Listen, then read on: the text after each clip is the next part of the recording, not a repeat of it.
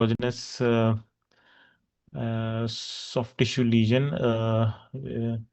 These are the T2 weighted images, and it is appearing hyperintense upon T2. And I would like to review it on T1 post contrast and fat sat images as well. Uh, Fat sat and T1 post contrast images. Right. So uh, I don't have a T1 contrast, post contrast. I'm showing you another T2 here. Okay, this is the sagittal T2 weighted images, and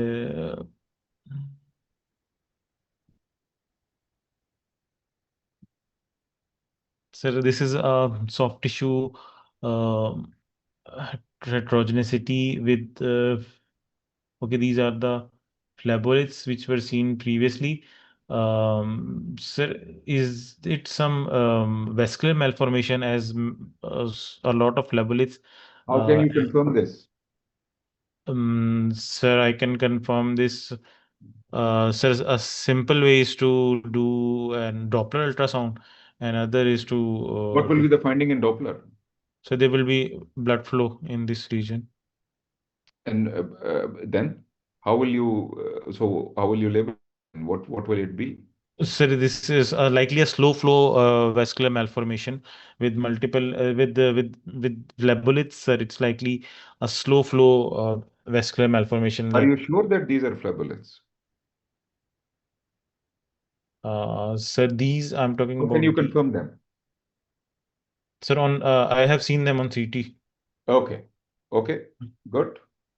Well done.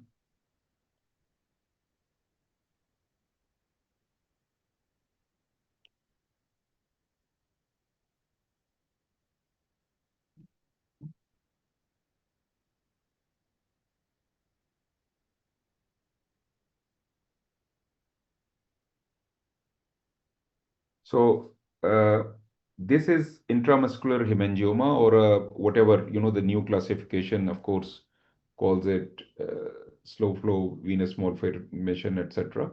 But the word intramuscular hemangioma still is used unless you are working at a tertiary level, and you can use it. So that was well done. Let me go through the case. Uh,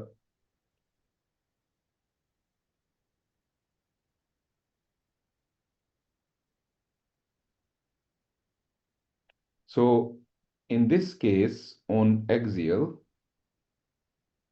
we can see this mass with phlebolyts. The only thing is, candidate 2, the only thing is that I think you did not go to the last few slices. And so you would have been more confident that it has going into the thigh. So otherwise, you picked up everything, and you did ask for a bone window, etc., which would have maybe increased your confidence that these are flavulates. But overall, you did well. Now on this T2, this is a you know pathognomic on a T2 weighted sequence. What is the role of Doppler in this? These are vessels. These are vessels, and these are flavulates here. And in Doppler, the technique is that if you can reach it, these deep ones, of course, you cannot. Basic technique is, and this is what I was asking, you compress them, you press them, and they will be compressed. So that confirms that this is a vessel, and this is vascular malformation and not a mass per se. So that was the question I was referring to. You could have asked for a plain film, and on plain film, which is usually in the exam, actually they want you to say that a plain Yes, film. plain So film. simple things, and on which will tell you what it is. So actually, I had a case on PowerPoint, which I'll show you with the next slide because of time factor. Let's go to your next case. This is your next case. Okay, sir. Candidate Q.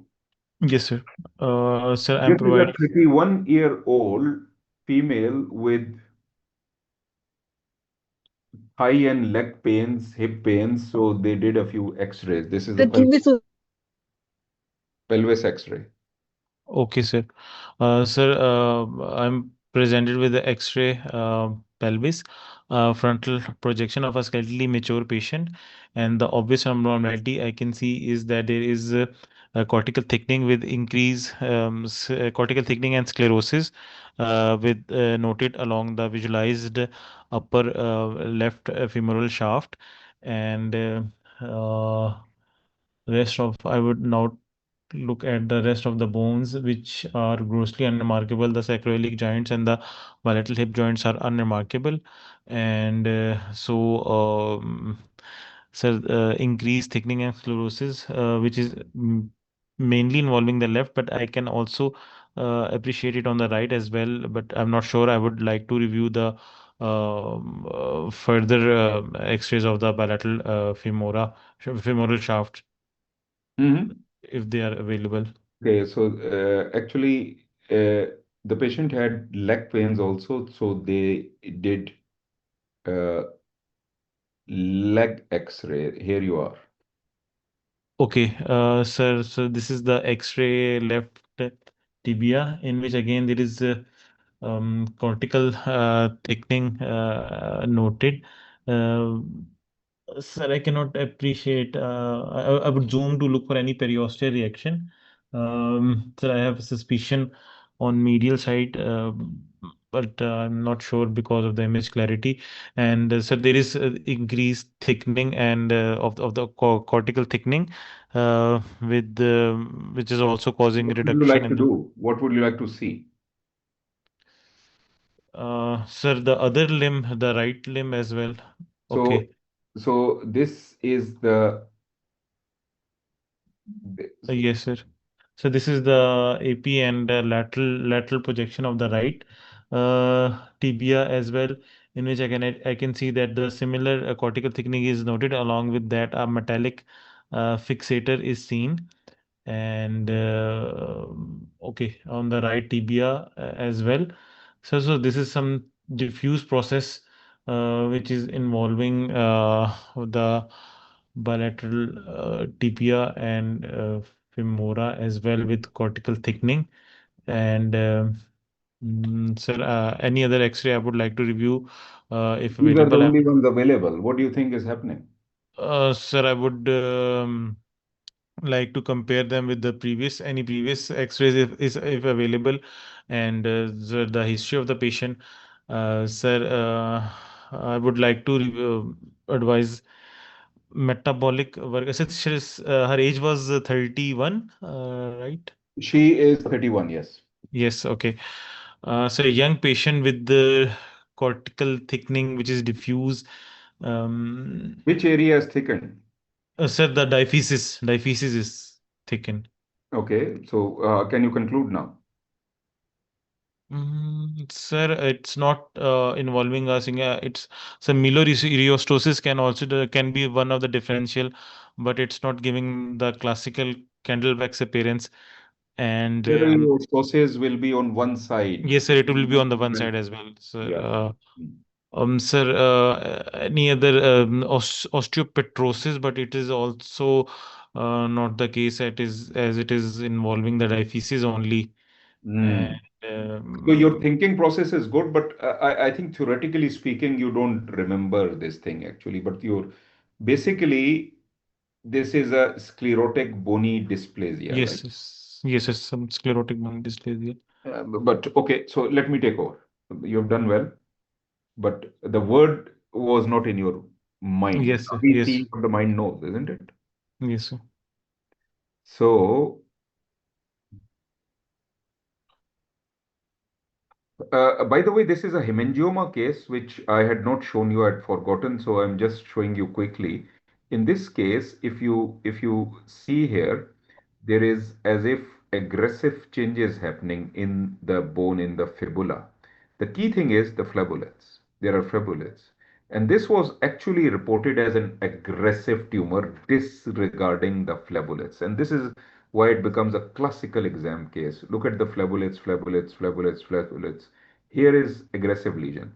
And on imaging, So this was the imaging in which we could see the same, fluid filled on a stir sequence. If you look carefully on the, how it is invading, this is the fibula, how it is going into it. It is infiltrative, though it is benign. And again, if you do a Doppler, you can see fluid levels inside. But phlebolytics is the key. And please remember, phlebolytics are your saviors. Phlebolytics are also in a completely different context in varix of the orbit. You have to ask for that to be able to pick it up and things like that. So phlebolytics, don't be afraid of asking for a plain film. This is another one, 7-year-old soft tissue hemangioma. Now, this is Engelmann's disease. So the thought process was good, but of course, because it has not been seen, the name did not come to the mind. This is what we call, this is generalized increased bone density in a child, and there is a spectrum. And let me show you this slide and we'll come back to this. What is the spectrum? Spectrum of sclerotic bony dysplasias. They take a picture of this. And all of these are exam cases. Please remember, all of these are exam cases. All have come in the exam. Poikilosis, which is very, very simple, has also come in the exam. So osteopetrosis, pycnodysostiosis, diaphyseal dysplasia is what I have shown you. The name tells you that it is diaphysis which is involved, also known as Camurati Engelmann's disease, Mallory-Hiostosis. And so if we come back, this is it, osteopetrosis, pycnodysostate, whatever, but this is diffuse symmetrical cortical thickening and diaphysis of long movement. So this and Mallory-Hiostosis is, dripping candle wax appearance, which is usually on on one or more bones in a single limb, So this one word will be so helpful in your exam. Please remember that all of these things, once a patient becomes an adult, these things will persist.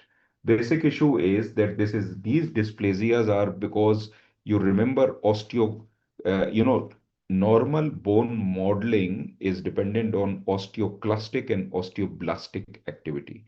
So either the osteoclasts are not working well or the that kind of a thing happens and there is a spectrum.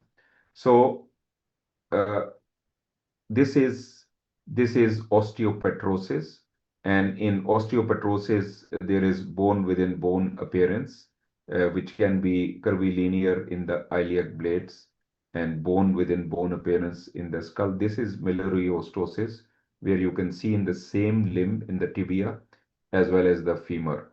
There will is what we call dripping wax, molten wax appearance, end ostial as well as periosteal. Remember that. End ostial means inside the medullary cavity. Periosteal means outside. Will give you this kind of appearance. This is Mallory-Hiostosis, and this is another case from Radiopedia, Engelmann's disease, diaphyseal dysplasia, bilateral symmetrical, and this is osteopoikilosis. Basically, you are seeing now in short cases. By the way, it should be a favorite short case. This time, there have been short cases which are not difficult, but then you have to write quickly, whatever, and etc. We will, I think, do a session on short cases someday. But the point is that just remember that these will be linear or lanceolate or rounded uh, boon islands, which you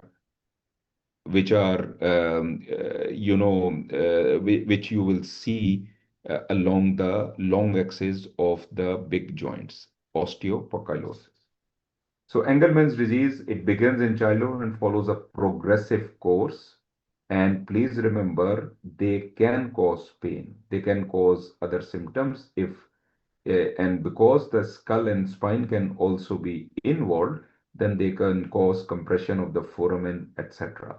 And the most common bones are femur, tibia, fibula, humerus, ulna, and radius. So the long bones, but skull and pelvis can also be there. Epiphyses are spared.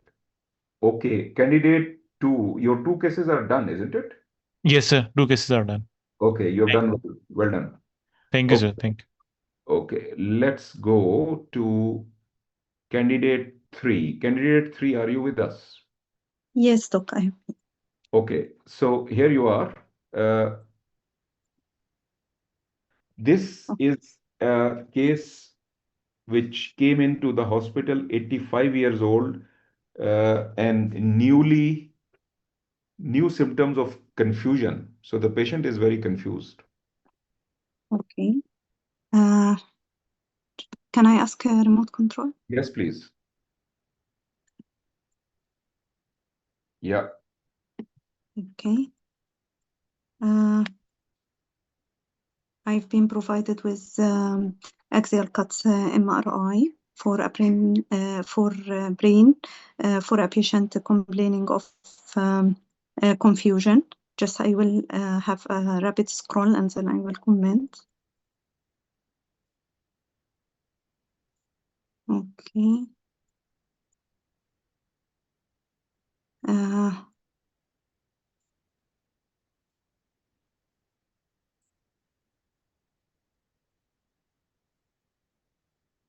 yeah. This is a FLAIR sequence. I can see that there is abnormal hyperintense signal in the deep white matter and centrum semi-oval, more in the right aspect of the brain, especially the right parietal and frontal temporal lobes. Okay.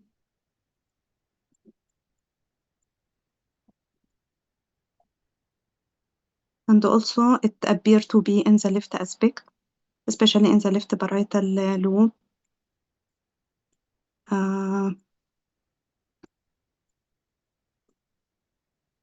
Okay.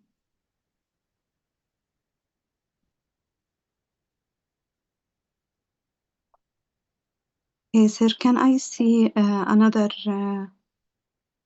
sequence for this? Which sequence? I want to look for diffusion, and also I want to look for post-contrast. This is diffusion. Okay, just 1 second.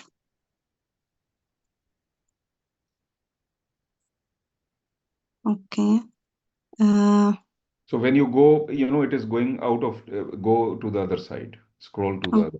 Yeah. okay. Okay.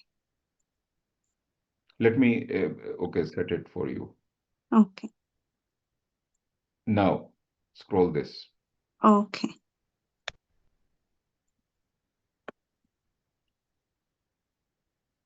In diffusion, all these lesions, it appear to be facilitated diffusion. It does not show any Just 1 second. Actually, the point is that these are stacked together. So let me show you. This is Okay. a low B value, right? I'm Yes. scroll for you. This is a low B value, a sort of a T2 weighted sequence. And Okay. then I am going superior. So this is the highest Diffusion. B value. This is the highest B value. Okay, I can see that there is some lesions so show restricted diffusion. What else would you like to see? Uh, just I want to look for if there is any post-contrast. So you want to see the post contrast? Can I see also the ADC to be sure if this is restricted diffusion or just This is the okay. ADC.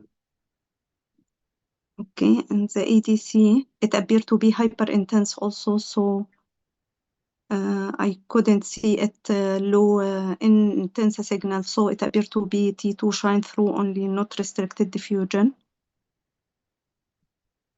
Okay. So this patient coming with Ask me the sequence. okay. I told Uh, you the patient has got confusion, new onset confusion. Okay. So this multiple hyper intense signal in T2 and in flare and non-restricted diffusion lesions. Can I see if there is any contrast enhancement for this?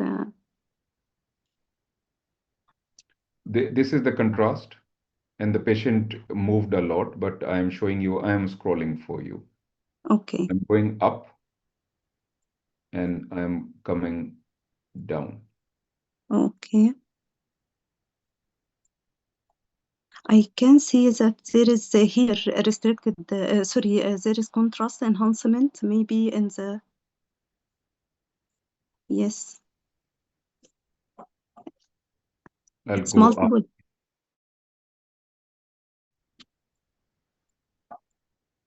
I can see that some of the lesions show marginal contrast enhancement, especially here in the left aspect, in the left low parietal region.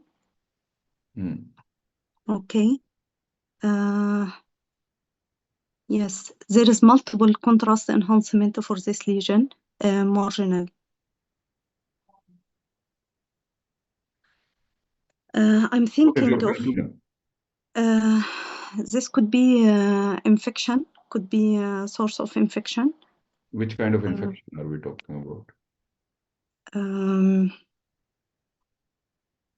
um, I want to know if this patient has any immune deficiency or something. No. No immune deficiency. Okay, so this is now multiple lesions scattered through the brain parenchyma with marginal enhancement. This could be multiple abscesses, but there is no significant edema surrounding. It could be white matter lesions, multiple white matter Just lesions. give me your conclusion and I'll Multiple white matter lesions noted with marginal enhancement, which could be demyelination like MS or okay. and Thank you.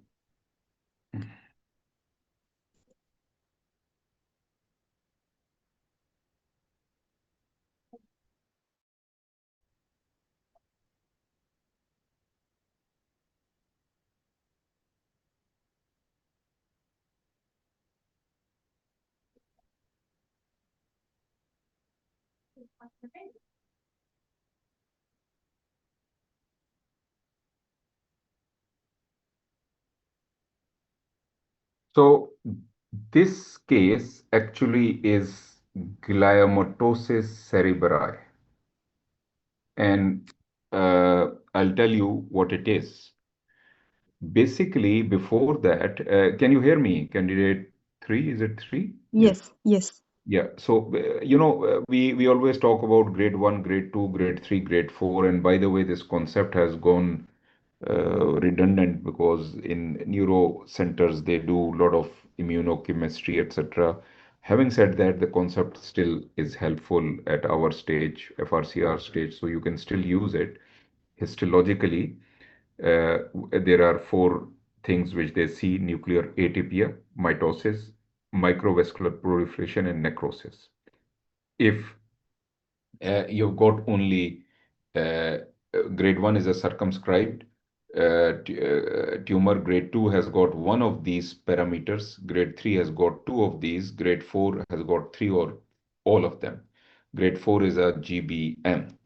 So with this concept, it is gliomatosis cerebri is you have to develop your eyes on the pattern of this lesion.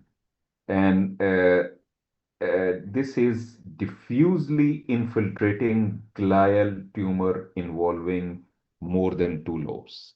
And it has got a very unique configuration.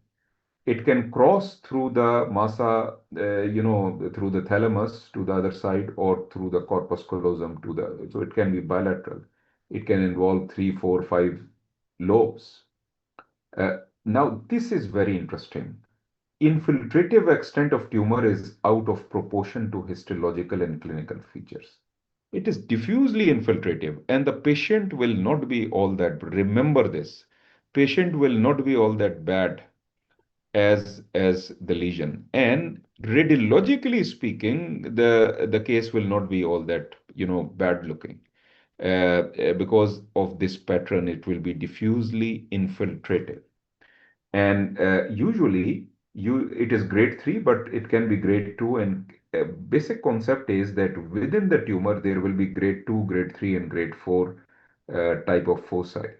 And another concept is it degenerates. So from grade 2, it will become grade 3. And if you do an interval scan, it will become grade 4. By definition, radiologically, grade 4 means necrosis.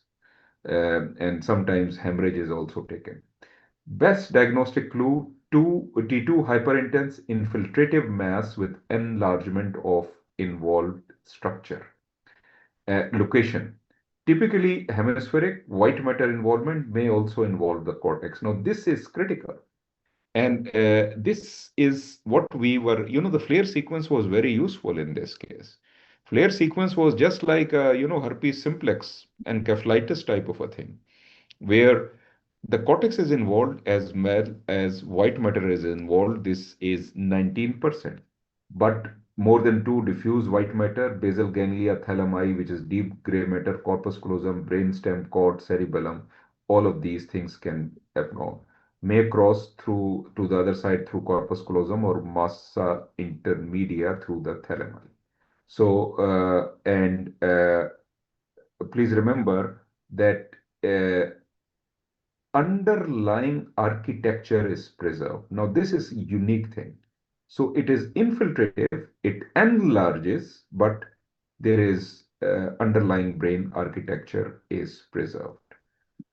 Now, I'll show you a case. This is from my 2015 collection, 10 years ago. And this was initially reported as herpes simplex. And you can understand why. If you see here, uncus here, so the gray matter is involved, the white matter is involved, and then it is going, this white matter, this is a flare sequence, and then it is crossing the corpus callosum. So it has, involvement of the temporal lobe is there, frontal lobe, parietal lobe, corpus callosum, and on the contralateral side,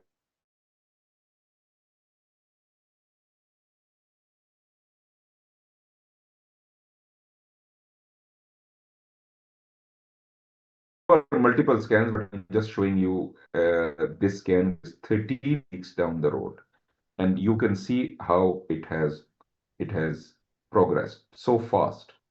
So it has, even here you can imagine that the architecture is more or less, there is a bit of midline shift, but if I go back and show you the initial one, somebody who reported it as herpes simplex, you might agree because it doesn't look all that infiltrative. And by the way, at this stage, it did not enhance. Please remember, after 13 weeks, there was a new focus here. And of course, there is a midline shift, and you can see now infiltration to the parietal and the frontal lobe, and maybe here, you see how it is going. So from here, the corpus callosum, it is going here where I'm pointing. It goes here and goes into the temporal lobe. How infiltrative? It only took 3 months for that. And on post contrast, this is GBM. So this becomes a multifocal type of a thing here. And then there are foci which enhance and show necrosis. Is a rare tumor. By the way, it is not all that rare. So I presented this case because it became a medical legal case in 2015, and at that time, we saw two in our hospital. Actually, there was a lot of debate: is it herpes simplex or not? Clinically, it was not herpes simplex. What is the take-home point? Take-home point is clinical is very important. Treat the patient, not the X-ray. What we teach in our medical school. And in this case, after 6 months, they did a biopsy, and then the patient died in 1 month. It became a medical legal. because the patient could not have been saved. But if you if a patient has got 6 months of life left versus 1 month of life left, there are many things which can be better tackled. So, peculiar brain correct imaging, diffuse involvement of multiple lobes can either involve white matter or white matter as well as gray matter. Usually it is grade 3, but it can be grade 2 and it can progress to grade 4. Please remember, whenever you see diffuse abnormalities where gray matter and white matter is involved, look, keep it in your mind and go correlate with clinical viral encephalitis, demyelination, vasculitis. And this case, which I am showing you, is only a few weeks old in our hospital. And irony is that we saw another one within the last, I think, 2 months or so. So they come at times in pairs. So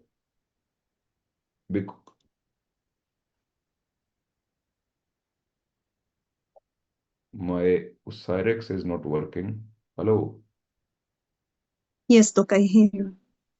No, I'm talking to the Cyrex that Cyrex is the software, it's not behaving, so I'm talking to the software to behave. Now I think it is behaving. So now, if you see here, look carefully, develop your eyes on this one. This is the flare sequence. Now ask yourself what is involved. So the gray matter is involved. You see the cortex is involved and the uncus is also involved. And look here, the gray matter and the white matter. It is very infiltrative and it is going superiorly. Usually in white matter diseases, like let's say demyelination, there can be cortical involvement, by the way, we know that, but not to this extent. But herpes simplex, that, okay, fine, that will be. Look here, how impressive it is. Whole of the gray matter is involved as well as white matter. You will agree that the architecture looks sort of normalish and on DWI sequence, the DWI was not, please remember that even gliomas can cause what we call restricted diffusion. And there was a bit of, I think, restricted diffusion here with low ADC. But one thing, candidate 3, when you asked for post contrast, you must look for a pre contrast before you look for a post contrast. In this case, there was a hemorrhage. Of course, you could have asked for this, but the key thing is always ask for a T1 pre. When you ask post contrast, then tell the examiner that I also want to see the pre contrast so that if it is relevant, he or she might show you. So in this case, if you see here, there was a bit of hemorrhage.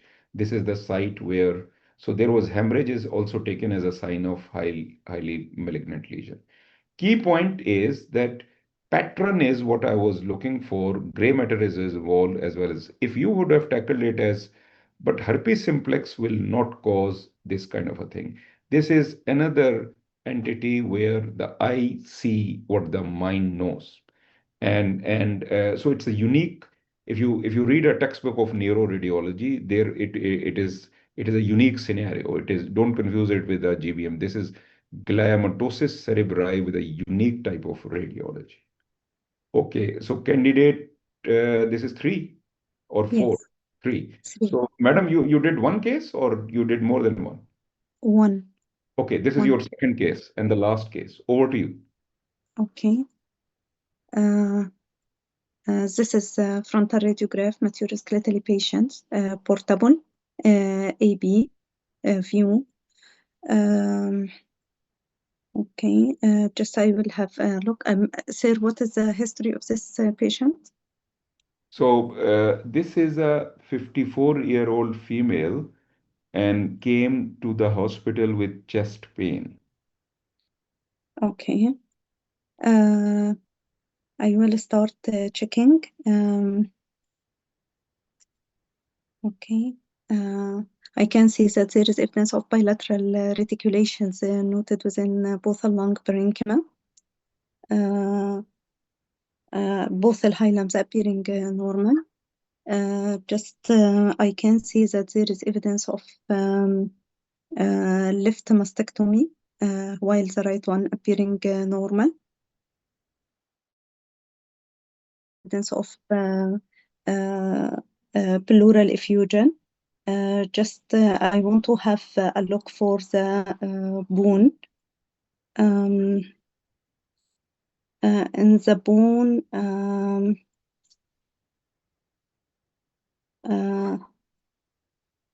I want to maybe this rib, just 1 second, I will count it. 1, 2, 3, 4, 5, 6, 7, 8.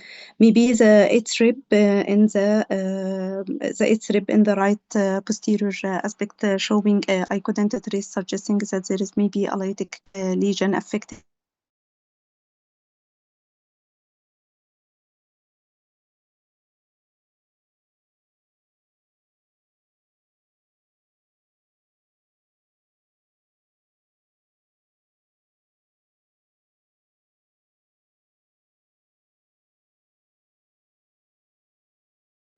How can you confirm that? By CT, if I would go for. Think you are reporting this case, how will you confirm it? What will be your reflex? Just X-ray. From X-ray, okay. And this is what this exam is about. Okay. Simply ask for a magnified view, magnify it, Oh, change okay. the densities. Simple as that. And this is what you have to develop your reflexes. Keep asking, simple things. And this is how, whenever, when you report it in your day-to-day, this is what you are going to do. Now, Yes. confirm. Okay. After magnification, it appears to be more clear. This is the point. This is the point. Okay. So now you have picked it up. So what is your conclusion? I believe that this is a case of cancer breast with multiple lytic lesion extending to the bone, and I am also concerning about this reticulations that noted within both the lung. Reticulation, there's just disregard. That is just Okay. projection. So Okay. this is a CT which was done with the CTPA protocol of the same patient. And what do you want to see? Just I want to look for the bone window. bone window. Yes. So I will. So this is the bone window. Okay, I can see that there is evidence of multiple lytic lesions noted within the right scapula and the right clavicle and the right head of the humerus. And also, I believe that there is some lytic lesion noted within the rib and within the spine, thoracic spine. Fine. Thank you. Thank you. So this was a simple case. It was an observation case, which you did well. The only thing is you did pick up the finding, but this is what you must develop these reflexes of asking, keep it simple. If this is a CT scan, then so that is what this case was about. Nothing difficult. So otherwise you did very well. So just 1 second.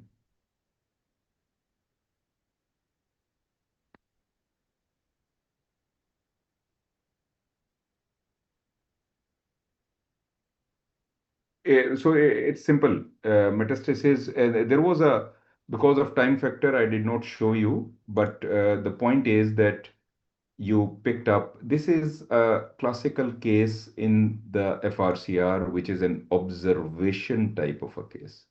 Once you have picked up the mastectomy, you pick up this thing, you pick up, something else.